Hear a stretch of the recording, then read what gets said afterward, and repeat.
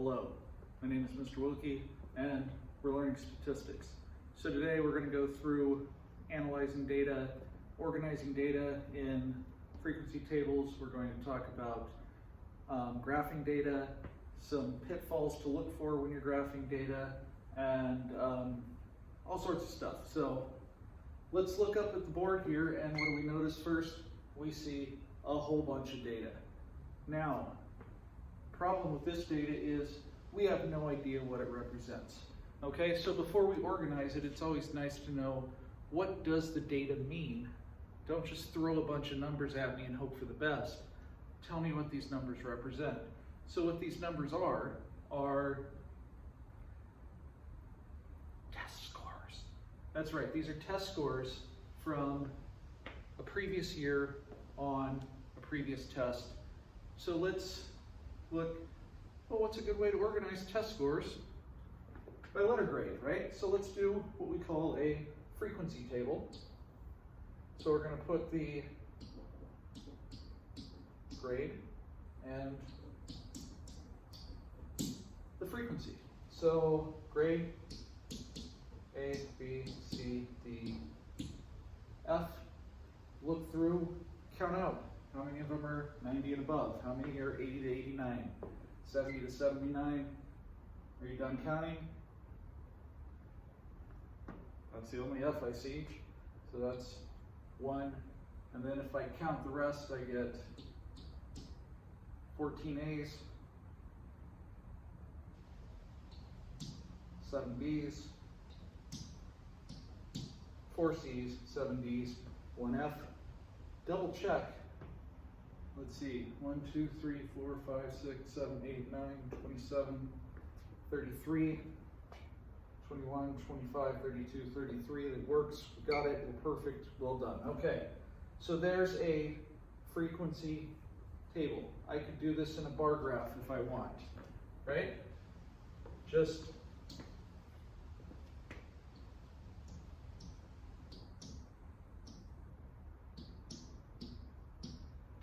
I can go this way. I prefer to go this way.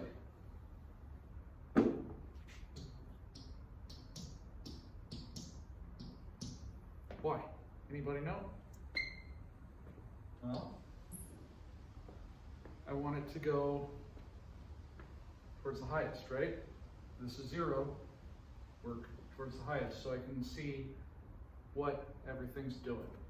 All right, so the highest one is 14, so let's make sure it goes to 14. 7. Perfect. And that's exactly spaced 100% right, or close enough. All right, so F's, there was 1. Before we go any further, what am I missing? That's right, I'm missing labels.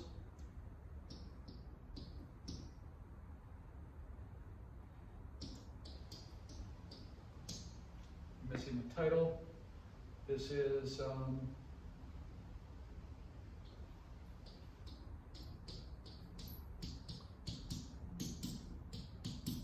grades on the first test. All right, so D's, there were 7. C's, there were 4.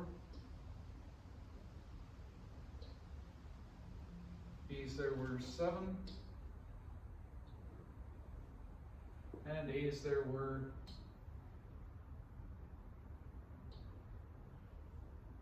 14. Nice, easy. Could I do this in a pie graph?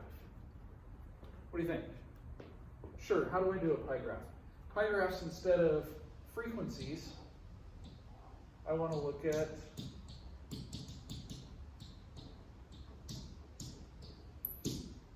relative frequencies.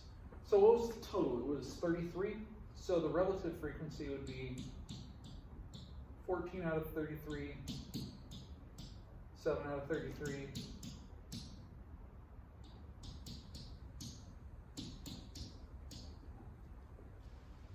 So this is roughly 42%, 21%, 12%, 21%, 3%, a little bit higher, but not too much. So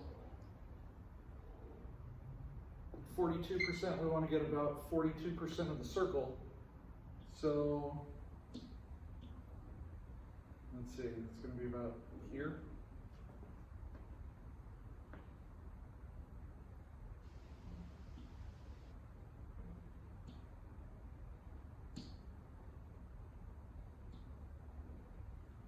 So that's about right. And a little bit more like that. Close. We'll call it good. This will be A, B, C, D, F, and you can put the percents or the fraction, the relative frequencies in there. This is the grade distribution.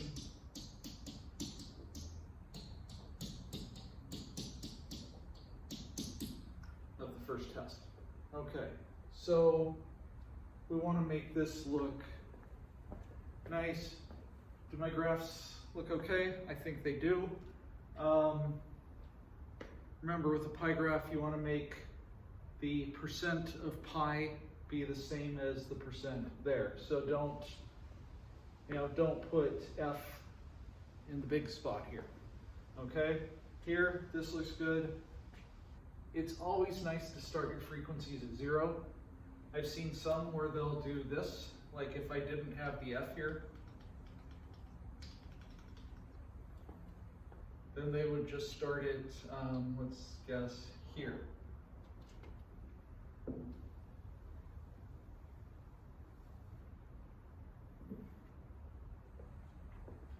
And that looks like ACE did a whole lot better, doesn't it? So we don't want to do that. You want to start it at 0. If for some reason you just can't start it at 0, you still want to, you just scale it differently. Okay? And we'll go into some more examples like that as we move along, either in class today or look some of the examples up on your own. So, yeah. All right. Any questions so far? No? We're good? Okay, cool. All right, so bar graphs, we learned those. Let's move on.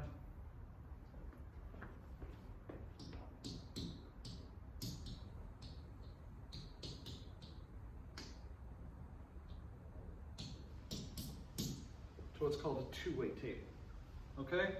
Two-way table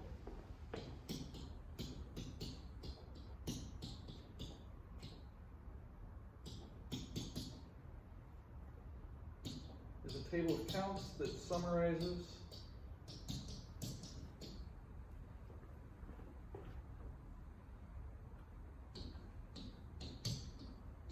data on the relationship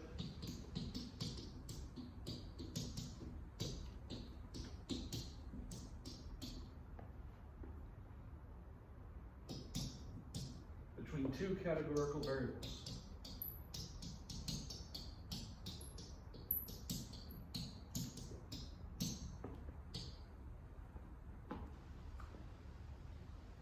For some group of individuals. So I'm going to create a two-way table here using real data that I got from looking up. So if I wanted to know, maybe I'd like to know, when am I a better teacher? Do I do better in the mornings? Do I do better in the afternoons? Do I do better right after lunch? Last year I had 3 sections of statistics. One I taught first period, one I taught 5th period, which was right after lunch, one I taught 7th period, which was at the end of the day. So the first class I had first. By the 3rd class, I'd already taught it 2 times before that. Maybe I got better as I went along. Who knows? Let's look at some data. So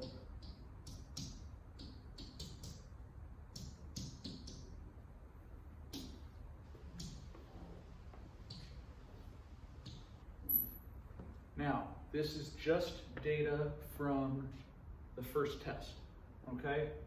Not for the whole class, one test, one quick snapshot. So let's look at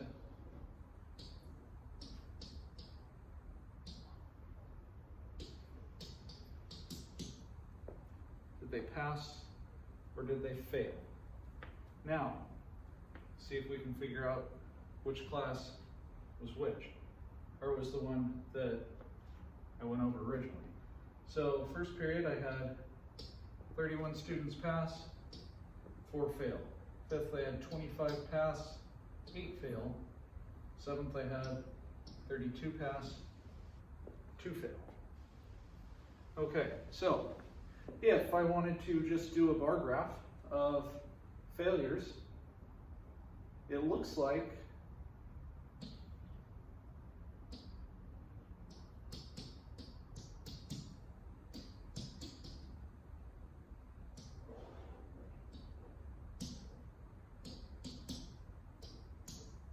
I could do this, right?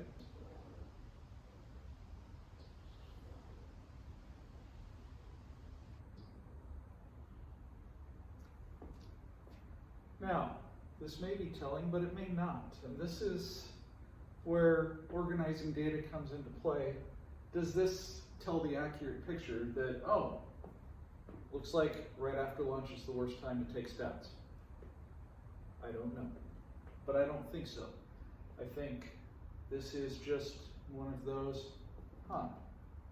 maybe not everything's here. This isn't the whole picture. So let's try to get the whole picture.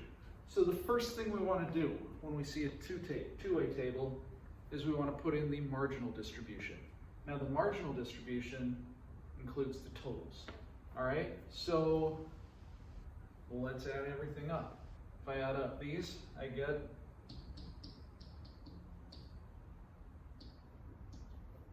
88, 14.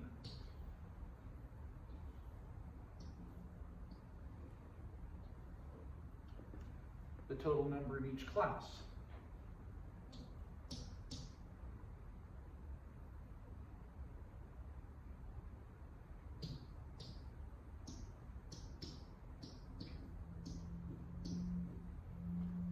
And the total number of students taking stats last year was 102. So that's the marginal distribution.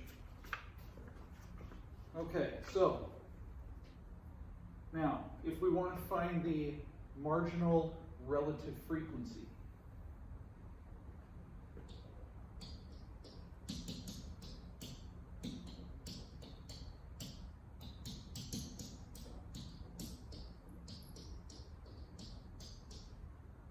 let's see if we can just figure that out by what it is. Well, what was the marginal distribution? The marginal distributions were the totals.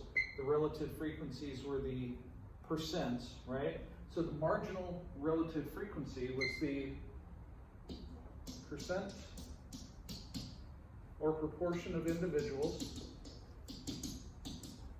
percent or proportion of individuals that have a specific value for one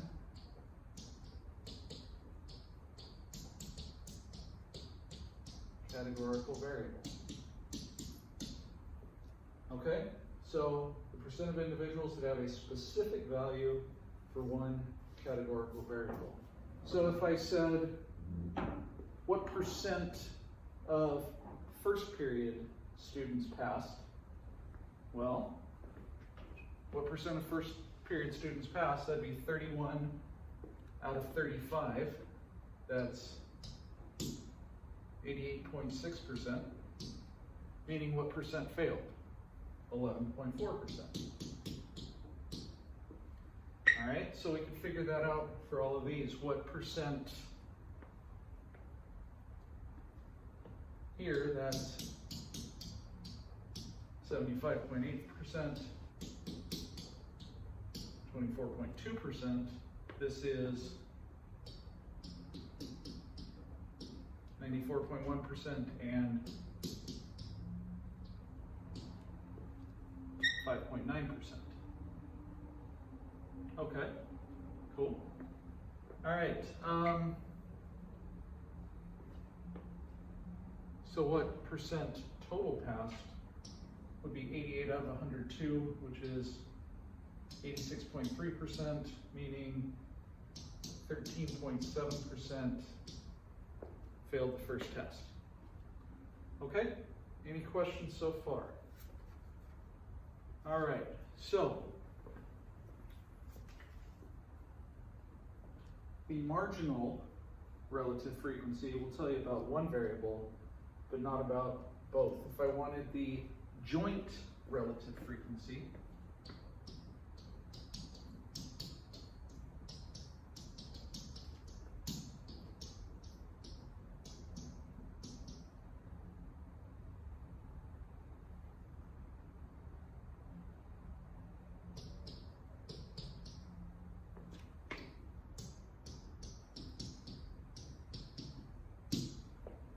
so if I wanted to know what percent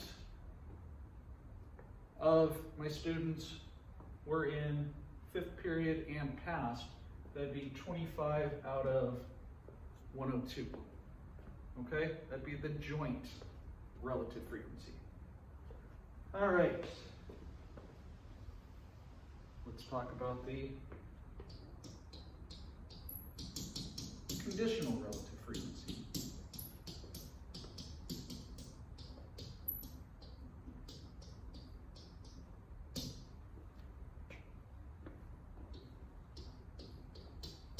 This is the percent of individuals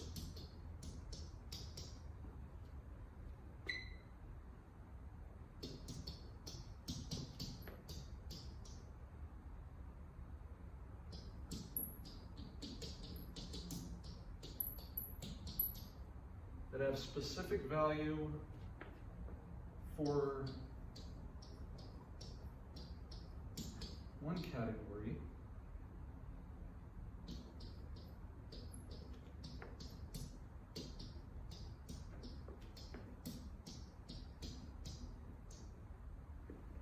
among those who share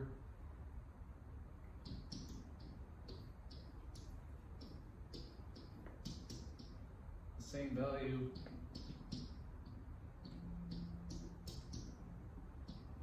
of another. Okay?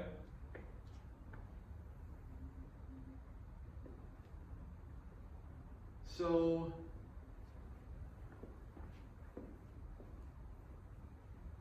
does that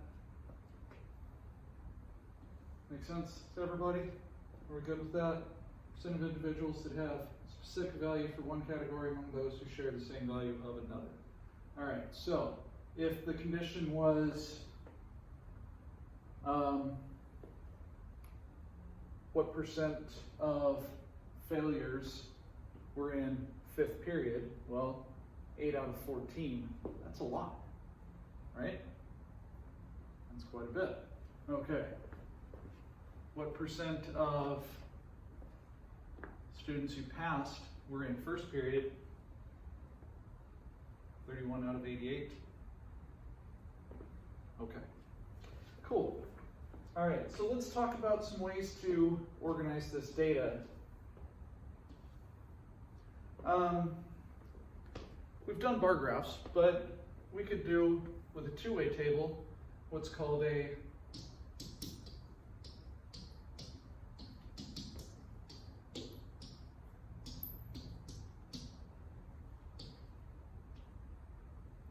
side-by-side bar graph. So I did this bar graph just for failures, but we said that doesn't necessarily tell the whole story. So what I could do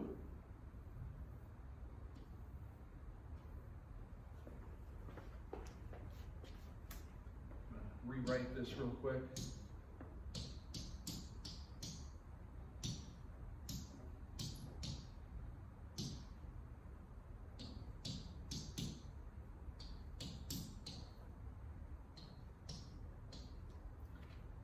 A side-by-side bar graph. So the highest frequency is 32, so we want to make sure we go at least 32 high. I'll go 40.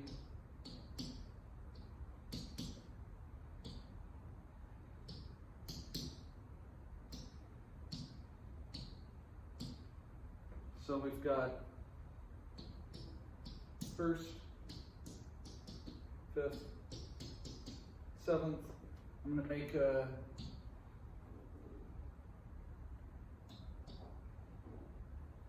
so this will be pass, fail. Let's do pass in blue. We'll do fail in red. So 31 pass.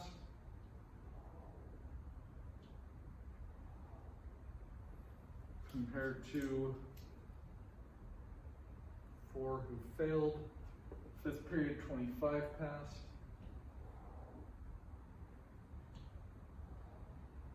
Compared to 8 who failed. 7, 32 passed.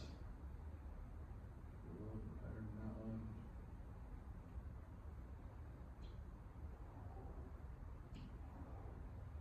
Compared to 2 who failed. So I want to color in.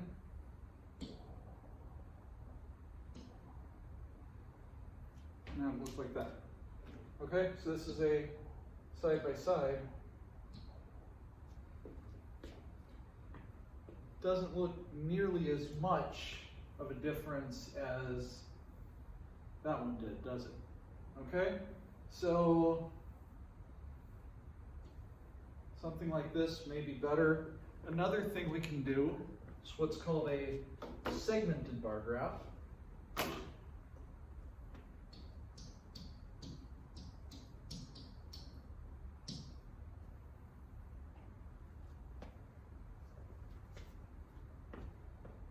Now with segmented bar graph, it's usually better to do it as a percent.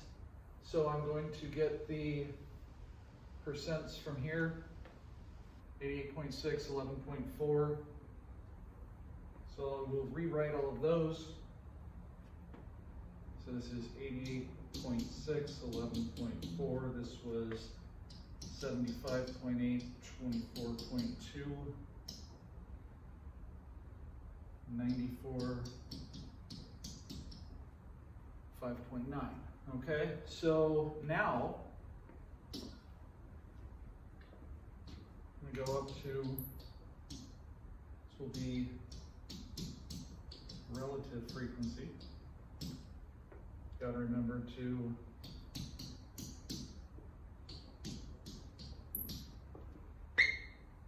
always put your labels in. Relative frequency, this will be class again.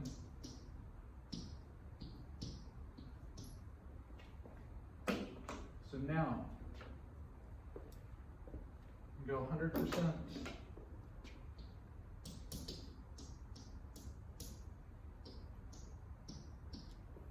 I had 88.6 passing, so I'm going to do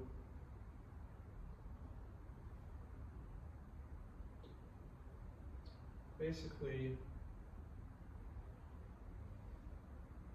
3 bars that go to 100.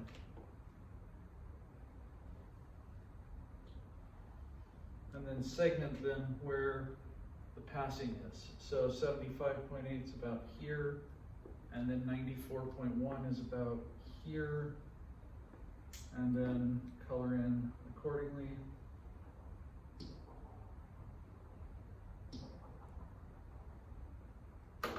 Pass and fail. Okay? Now, a mosaic plot.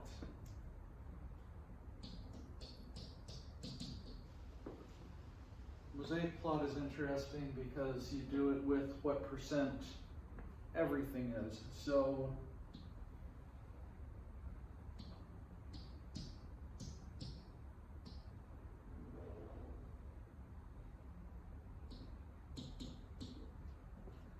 basically how it works is I look at what percent each thing was.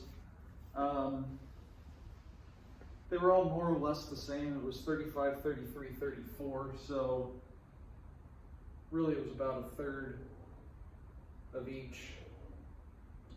It was a little bit different, but it should look pretty close to this. The 5's a little bit smaller than the 1, and then just go with the same thing here.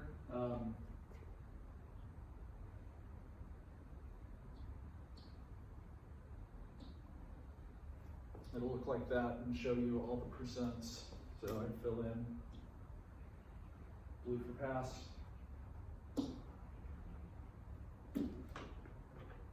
red for fail. And that's a mosaic plot. Okay, so each one is good, especially if this was way different, where there's way more of one than another. It shows the difference there. So overall, it's a good thing to be able to see. And that's it for the day. Does anyone have any questions? We good?